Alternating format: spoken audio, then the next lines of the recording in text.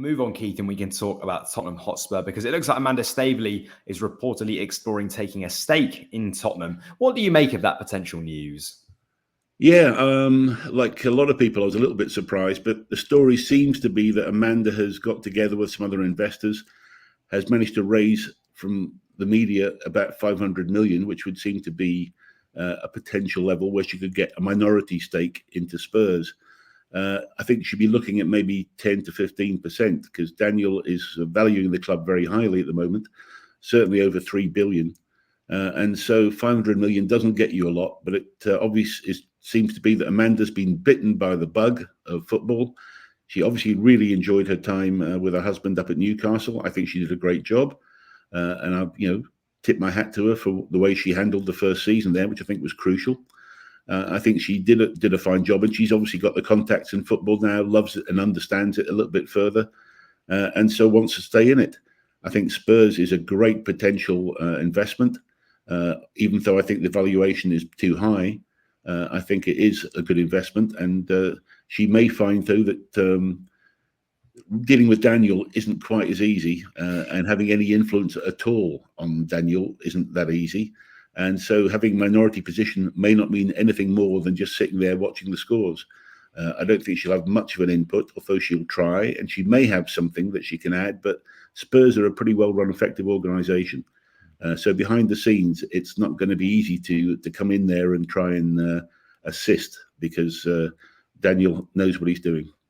And after only just leaving Newcastle, Keith, one thing to mention, I think there was some surprise online from fans. Do you think that she probably planned that while she was at Newcastle looking at Tottenham? Would there have been discussions behind the scenes, or do you think it was simply that the opportunity arose once her and her husband had left Newcastle? I thought there was a little bit of a media story behind it as much as anything else, that's saying, look, yeah, I'm off, but I'm not necessarily off from football. And I think that was, I wouldn't say face-saving, but it was almost as though it was a convenient story to run. And I think certainly from Amanda's point of view, it kept her live and, as I say, in the football fraternity. So I don't know what we'll see if this really is true, if there's real legs to it or not. But look, she has something to look at. I wouldn't be surprised if she actually looked probably either down the league or somewhere else and actually tried to do a full takeover of the club and really run it her way with her husband. That would be more like the real test to see if they can do that. But I know that they do like the Premier League. Obviously, they've got a great black book, and hopefully they can put together an investment group. And there are still always a couple of clubs in the Premier League up for sale. So never say never. She's got the taste. That's the main thing. And if we look at some other news, we know that crypto platform Kraken have become Spurs' new sleeve sponsor. What are your thoughts on that? Yeah, I thought crypto was going to be a lot more dominant in football than it has been.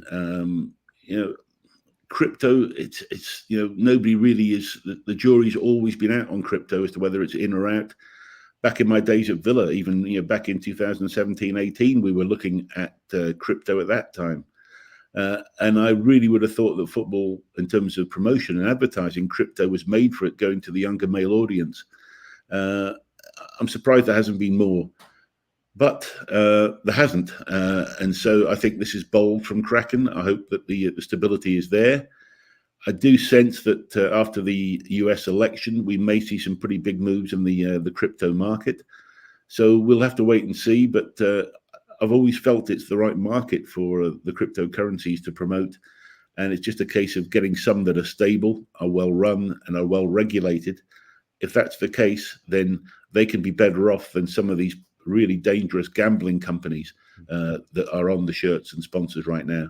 So I think crypto could potentially, with more regulation, be the right sort of source and a great bedfellow with football.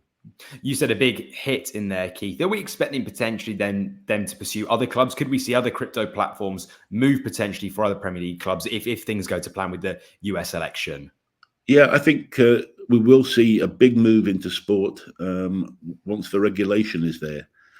Up until now, it's been like the Wild West with crypto, and that's been the problem. And it's the same with many different things that have been fads that have come and gone. Crypto seems to be sticking the course, and as I say, a bit more regulation, then I would see it being very widespread, trying to reach that male market globally. And Tottenham keep looking at some transfer news. They value Richarlison at £60 million. There's been some interest from Saudi Pro League clubs. Former Everton striker, of course, you can give us some insight. Should they cash in? Is he worth £60 million? Or actually, do you think that sum of money actually is just too good to not take? I think that exactly what you just said. I think that sum of money is too good not to take. Look, the Saudi League is not silly, and I'm surprised that's really the money. I don't know if that will be the actual bid. It could well be composed of different structures of number of games or goals, etc. But certainly at 60 million, I would be selling him all day, I think, at the moment. He hasn't settled with Spurs. He did settle with Everton, but he still is Brazil's number 9, and there's a premium for that. And I think he would do well in the Saudi market. I think it would suit him. So I think if the structure is right, then I think he should be going from Spurs. Do you think he could become one of the staples within the Saudi Pro League and become one of the most iconic players at the moment in the league? Without doubt. I think, I know the Saudi market enough to know that any Brazilian is lauded and really worshipped in many ways. And so Richarlison is still capable of scoring spectacular goals as well, and with a Brazilian style. So I think he would be a good name for Saudi. As I mentioned before, there are a number of clubs outside of the existing Big Four that are going to be looking to move in and develop themselves. And I think he'd be a great purchase for one of those. You've just watched a segment from Football Insider's brand new podcast, The Inside Track, with me, Lewis Pearce, alongside the guests on the show. Thanks very much for tuning in. Please do give the video a like, comment your thoughts on the topic, and feel free to share on your social media pages. If you want to listen to the full podcast episode, click the link in the description below. Keep your eyes peeled for plenty more content and exclusives here on The Inside Track.